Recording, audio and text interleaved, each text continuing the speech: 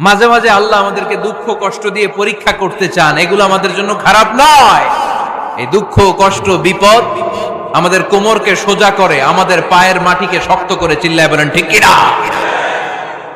প্রতিকূল পরিবেশে কিভাবে বাঁচতে হয় এই দুঃখ কষ্ট আমাদেরকে শিখায়। এজন্য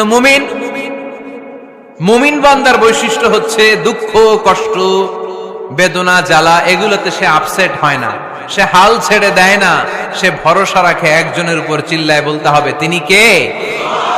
কারণ মুমিন জানে রাত্রি যত গভীর হয় অন্ধকার তমানিসা ভেদ করে সুবহে সাদিক হয়।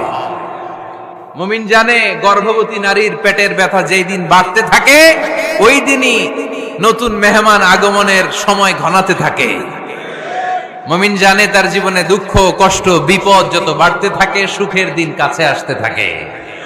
এজন্য মুমিনের হারাবার কিছু নেই। ফা ইন্নামা আল উসরি ইউসরা, ইন্নামা